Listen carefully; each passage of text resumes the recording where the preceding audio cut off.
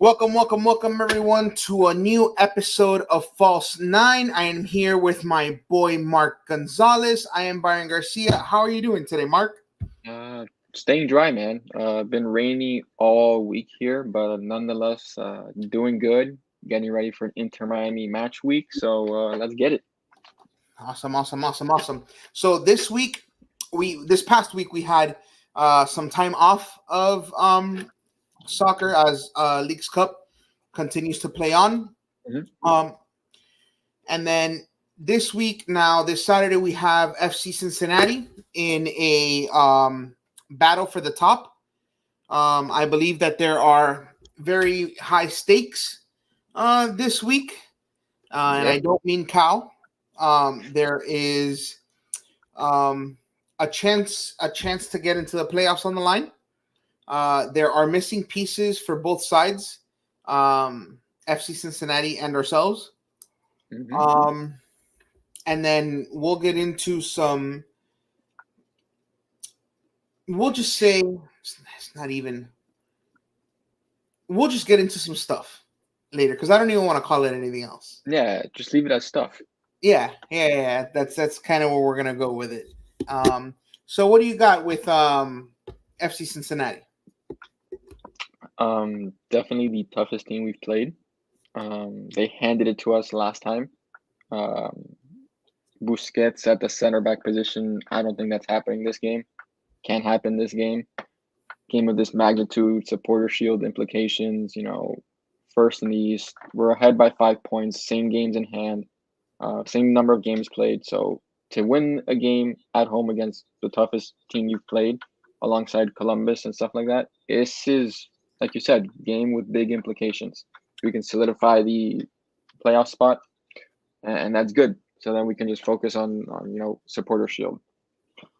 Okay. Well, we spoke about missing pieces. Hmm. Missing on the FC Cincinnati side is going to be their coach. Pat Noonan. Yep. Mm-hmm. Do you remember Miss. what it was that he went? He got a red card. He got Mhm. sending off in one of their matches against, I think it was New York City FC. Mhm. He's yeah, and he's been suspended for this game. Okay, and I know that you mentioned it before. Hmm. Um, I understand you think it's a dumb rule. It is. You what do you what do you think of Suarez missing the match? Um, stupid rule that the MLS has that he missed the All Star game for a non-injury reason. So now he's got to miss this game. It's just one of those things I laugh at, to be honest. So I really have nothing else to say about it. So It with Suarez's absence, does that put us behind the eight ball, or do you think this team has turned enough of a corner that Suarez's Suarez missing is impactful, but not a death sentence for this team? I want to say it's kind of in the middle solely because we haven't seen Campana pick up that form recently when he's had the chance to. So that's the reason I say that Suarez and the ability of his ability to score in the blink of an eye or off a bad ball or off something, off a break, we're going to miss it. He didn't play against Cincinnati the first time. So he's not going to have to play against Cincinnati this year. It kind of sucks, but, this team is built to beat these kinds of teams at times, especially at home. You just got to get it right down from the manager. You got the right guys out there. Now you stated that it was big, and we have the standings here. Hmm. You had mentioned that we had played the same amount of games. Hmm. Uh, Pretty much. I mean, to be honest, I think the difference, as you can clearly see here in the numbers, is we've been able to salvage games from a few salvage points from a few games that maybe you know Didn't go our way. Weren't going our way. I would say that we've salvaged points from games that could have gotten away from us because I don't think that we've been down score to save a point. I think it's more of a we've been up and we kind of dropped 2 points more than anything else. Yeah. I mean, the DC United game at home, we were Mhm. tied 0-0. Campana comes on, scores a banger. That Red Bulls game, down 2-0, we win 6-2. What are the game? Messi missing over the Columbus Crew game here. The games that I go back to that we dropped points that I don't think we should have were the Atlanta United game here Mhm. and the oh my God, what's the other one? St. Louis game here that we drew 3-3 Okay. Now, as you know, or in 4-4. other sports, stats sometimes they say wins losses don't really define how good a team is.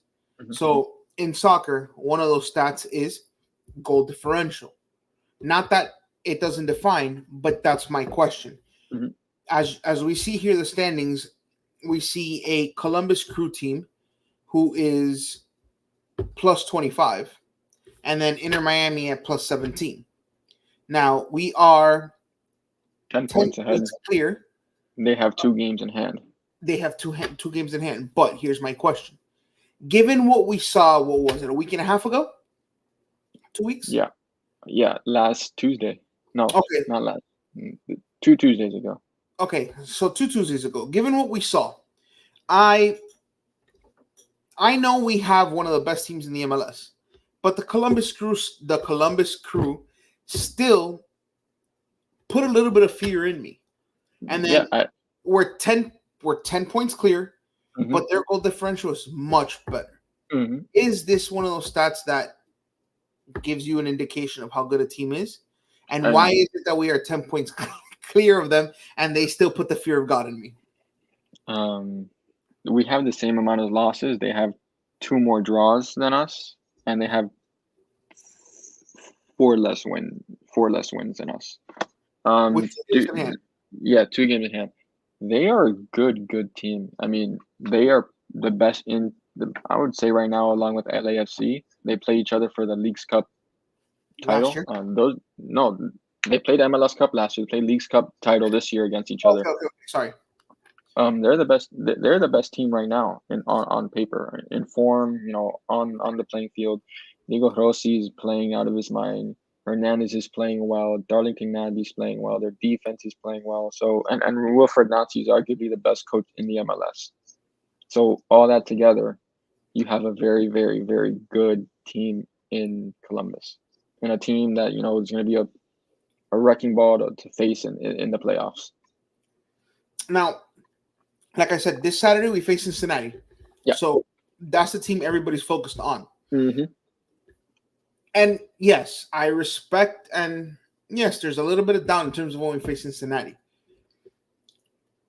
But it's not the same amount of holy shit, oh my god, as if we would have faced Columbus. There's always this, are we good enough for Columbus? That isn't there with FC Cincinnati.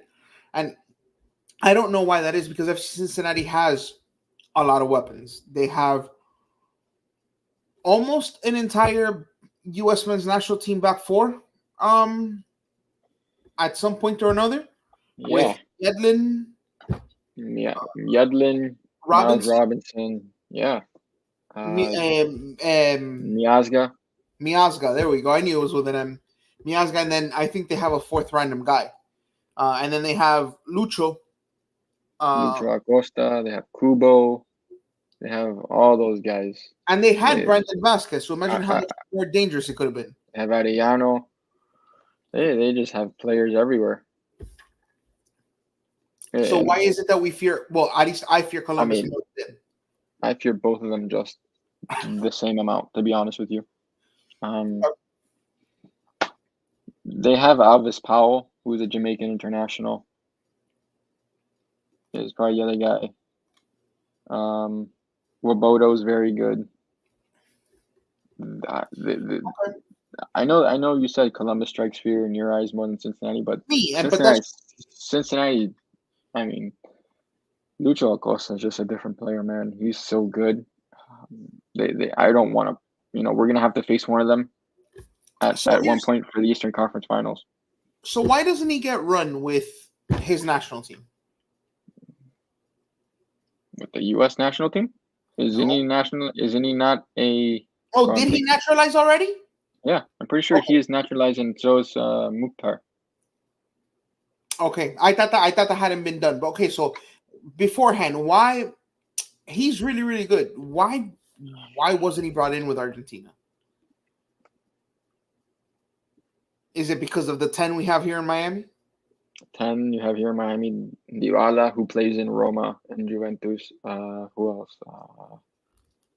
Julian Alvarez, Garnacho. They have all these other talents. Thiago Almada, who had played better than him up to that season. Lucho Acosta's, he's 30 years old already. Mm-hmm. He's not the youngest. So Nope. he wasn't, those guys when they were passing him in age were already better than he was. So there's a reason he didn't get called up. Okay. Now, what do you see? What do you see Saturday? It's Saturday, yes? Yeah, What do you see Saturday against Cincinnati? I see this. Okay. This is in terms of our setup, our lineup, the best 11 we have to face Cincinnati. It doesn't include Cherlo. He's been out of form. I have taken him out. It doesn't include Kremaski. It doesn't include Redondo because Redondo hasn't been training with the team. He's been training on the side separately. Speculation is he may have picked up a knock in the last game.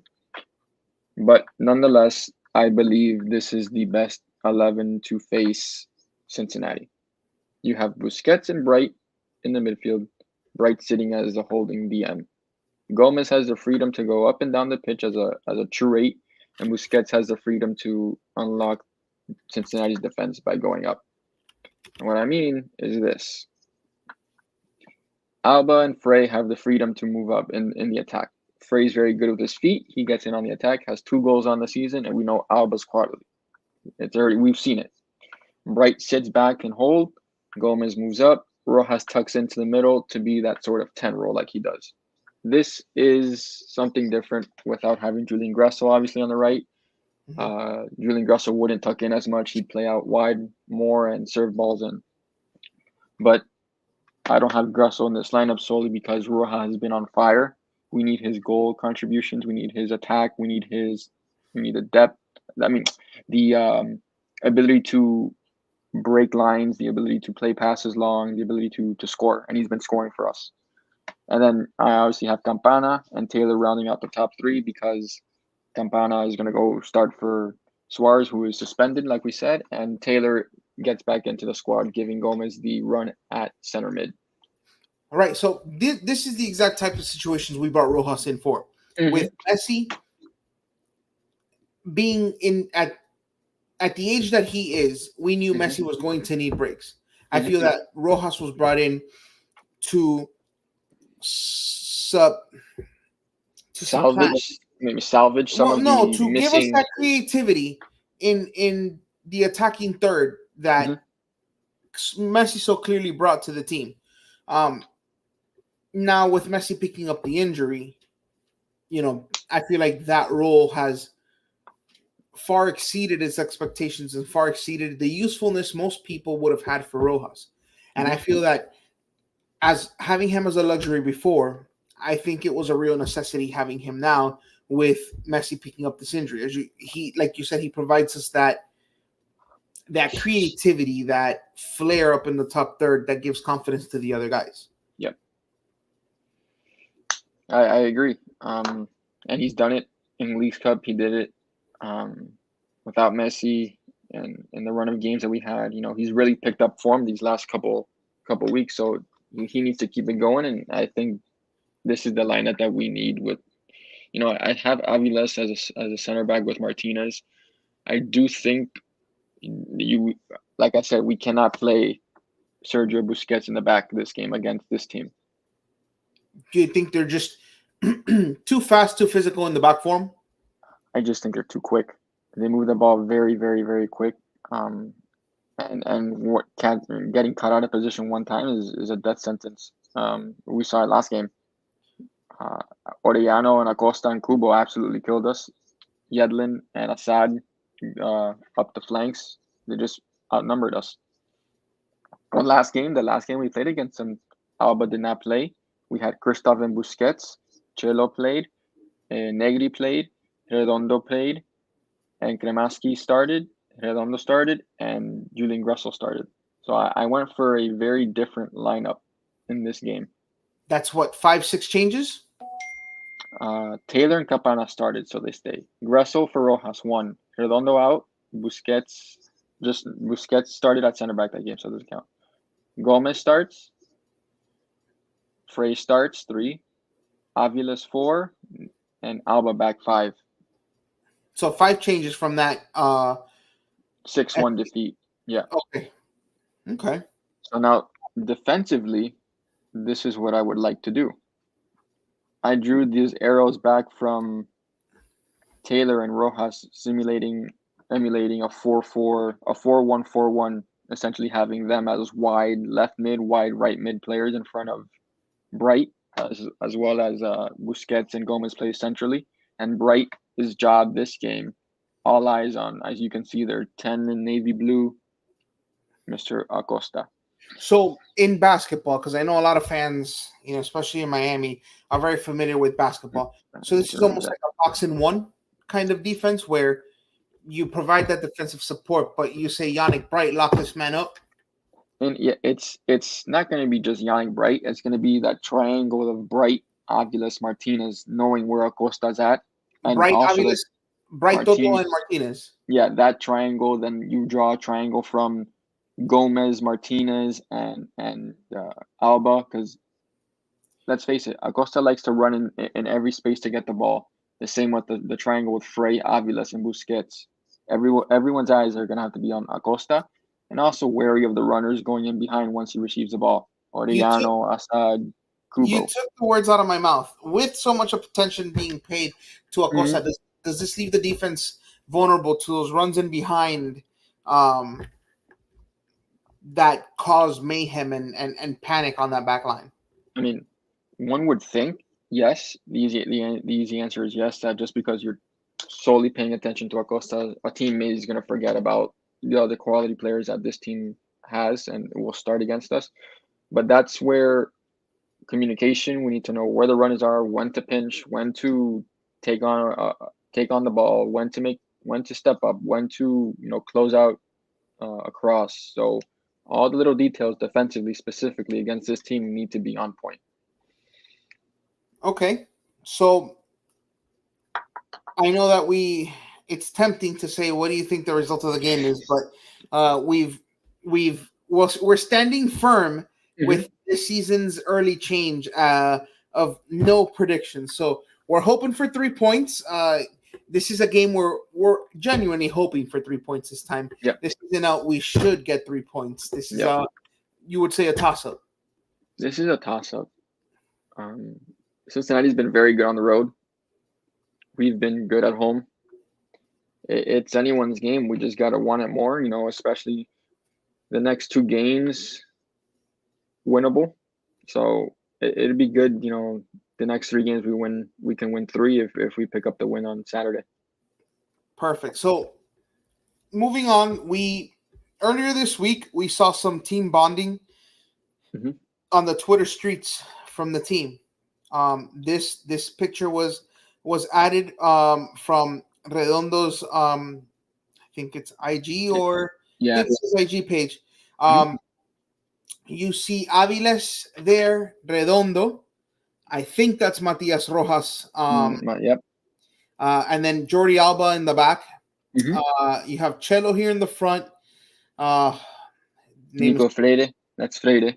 Freire, Gomez, and Negri. And Franco Negri. Yeah. In that team picture. Okay. So some of the things that I noticed from this picture. Number 1, Aviles looks every single bit of his 19-year-old self.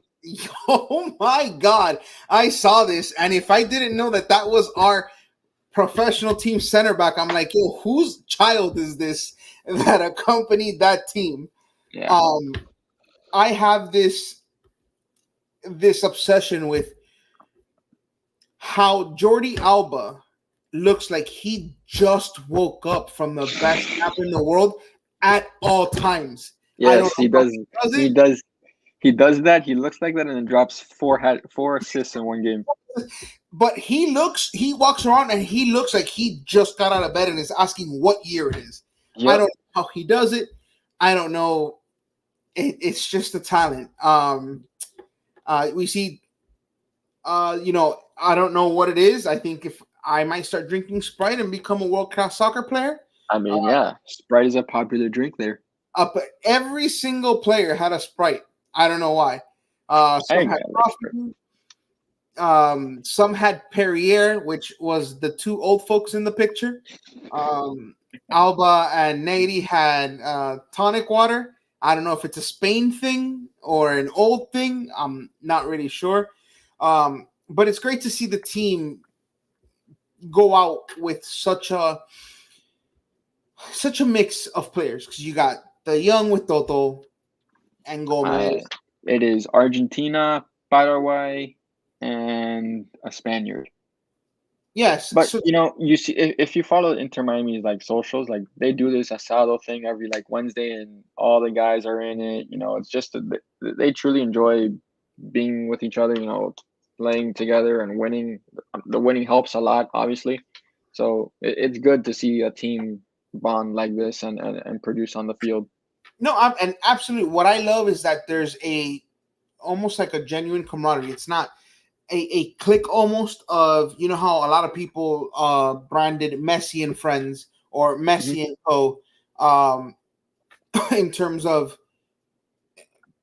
them coming into the team, Hmm. and I guess a lot of people felt like it was going to be Messi and them above everyone else trying to catch up, and I feel like this team has genuinely dispelled that in terms of how well they get along on and off the field. That, like you mentioned, that asado every Wednesday, you've seen all over the place. Um, You hear it. Matias Rojas says even though Messi's not playing, he's in there every day. He's in there before the matches, talking to the team, talking to the guys. So it's become a team thing. and if I'm not mistaken, didn't Suarez lose um, that soccer game, that soccer almost like table tennis game? To who? So Suarez played, I think it was a girl. Oh, One of those like the Brazilian girl that does TikTok or those videos. maybe, Yeah, but she beat but him at that table thing. yeah, the tech ball. Uh-huh. Yes. I mean, they posted a video yesterday of Busquets and Alba playing against Rojas and Gomez on foot volley or something like that. So these guys enjoy each other's company. They have fun, and they produce on the field. It's all you can ask for a team, really. And it's genuinely great to see. I Yeah. thought I'd share that team bonding. As with everything, nothing positive comes without something negative. Hmm. Um, there were some comments posted on Twitter that we felt the need to address during our show. Um, we're gonna post the comments, and then I'm Hmm. gonna let you say what you have to say, and I'll finish it off. So go ahead and read the tweet once we post it, and then you can just go ahead and take it away. All right. So this tweet is from Daniel Solana. He is a soccer Self guy here in Miami. self-appointed journalist. So his tweet reads: "If you call yourself a fan of a team, parentheses, especially those season ticket holders, and did not go to any leagues, cup games, or watch them, you're not really a fan.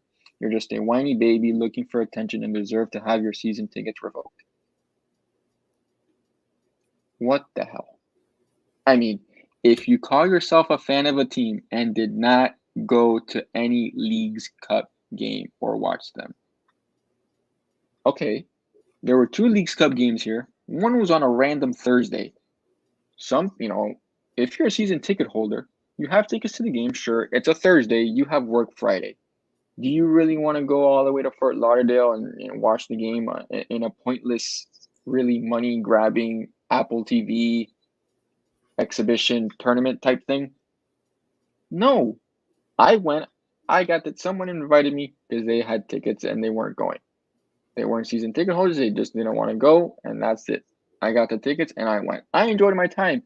Listen, just because you didn't go to any of the Leagues Cup games or watch them does not make you any less of a fan, especially if you're a season ticket holder. It's a pointless tournament. If you watch every game and every league game and every league match every week and stuff like that, you're a fan. You're just as much as a fan as anyone else. That's the next guy. So to him to characterize that as, you're not a fan because you didn't go to the Leagues Cup game or watch them, you're not really a fan, is utter stupidity. I mean, I just get so infuriated with it because it's just stupid coming from a guy who said he would never support the team or go to a game if they weren't in Miami. Another guy who really never went to a game before Messi got here. He just spews things, and when things are said against him, he just stays quiet. Done? Kind of, yeah. Okay. Yeah. Here's my thoughts on this. Number one, the reason you would not watch and not go to Leagues Cups games is a much bigger reason than the utter stupidity that this casual fan that wants to become a journalist so bad posts. Most soccer fans that had been yearning for a soccer team here in Miami have really embraced Inter Miami. As far as we're concerned, we've been watching games since I watched their games from the first one against LAFC, where Carlos Vela scored that goal. I watched MLS. I watched the MLS's back tournament during COVID. Mm-hmm. Right. When we had guys on the field passing out. We had was it Andres Reyes that almost died on that field? Yes, Andres Reyes. We had Joe Robles as our keeper. So you want to talk to me about being a fan? You come, and that's fine. I didn't go to a Leagues Cup game last year. Then I go to a single one. But the thing is this: what he's talking about is a banding of fans for real change. What he fails to see is this Leagues Cup was played due to the sacrificial lamb and elimination of the U.S. Open. The U.S. Open, I feel, embraced what this country was about, what this country embodies, what this country, in my opinion, in international soccer has lost. That grittiness, that I want it more, where the little guy can always beat the Goliath. Because for a lot of times, the U.S. was that little guy. Now, for this man who, number one, just started following soccer and comes from a family that, I'm sorry, his brother, on the Hawkman show, he plays his role tremendously, but there's an arrogance to him and his brother that is really off-putting, and I think deserves to be nowhere near the soccer reporting landscape in this city. For all I care, they can go back to Uruguay. I care nothing for him or his brother.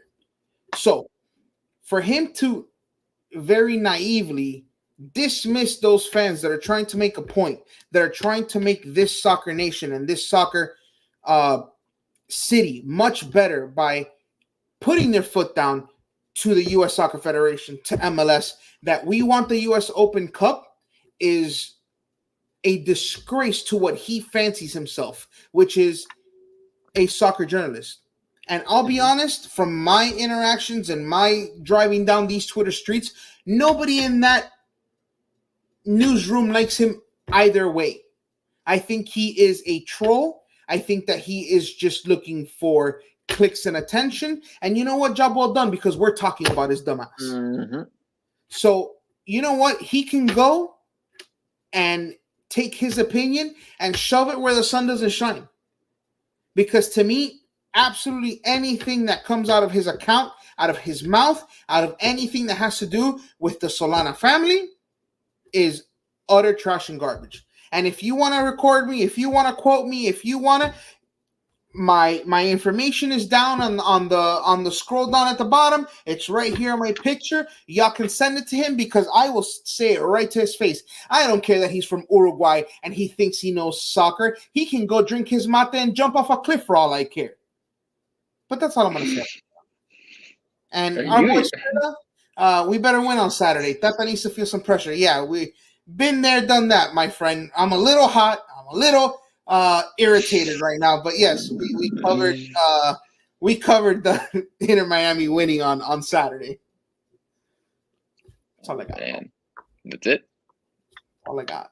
You're hot, man. You take a little breath. A little hot No, there. I may need to lower the AC after this. That got you excited there. Listen, anytime I see this man pop on the timeline because somebody else retweeted him, I just want to block those people. But you know, I mean, I think I was watching something one time of his, and I can't remember where it was. I saw a clip, or I was watching a podcast. We got a little Cholula on the show today. 100%, absolutely. I was watching something in a podcast he was on, and it was before the Atlanta game. I remember that because I was watching it in my room on the laptop, and Solana was on, and they were the other one. I can't remember where it was, what podcast it was, who he was talking with. He mentioned there was a mention of Thiago Almada before our Atlanta United game here that we lost. And I believe Solana, to some extent, said, or I'm going to mess this, don't quote me on this, but it was around this terminology. He said, we should not be worried about Thiago Almada. He doesn't worry us. He doesn't worry me. Brother, how do you look at yourself and say that Thiago Almada does not worry you? I mean, that's I just stopped there at that point. See, this man walks around these Miami streets. Let me see if I can find it. Because he fancies himself from the hood of Kendall, like Alex Rodriguez. And it's my understanding that they live on Kendall and 107th, you know, right by Killian Palms, the rich, fancy, you know, those fancy apartments in the back there, where you have the fancy Publix and the UFC gym. But he walks around with a big ass gem on his stomach because his ass is nothing but a troll. I'm surprised he doesn't have red hair and lives under a fucking bridge. Like, he has zero journalistic credentials whatsoever. He has zero journalistic integrity, zero journalism, not the slightest bit of ounce of journalism integrity within him, his tweets, his podcast, or anything he does for that matter. So, as far as I'm concerned, like I said, he can take all of his soccer opinions and jump off a cliff.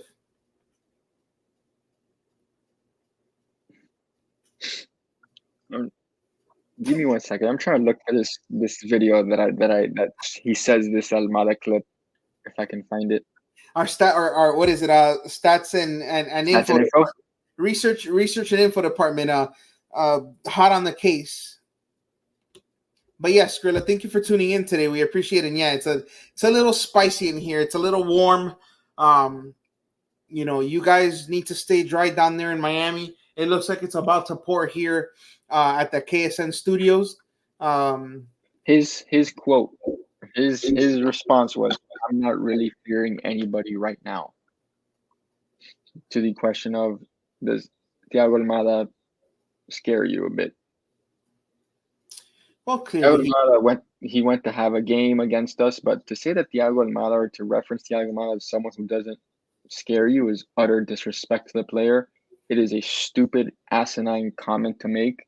A guy who's won a World Cup, who's been at the top of his game in the MLS. So, I mean, brother, get it checked out.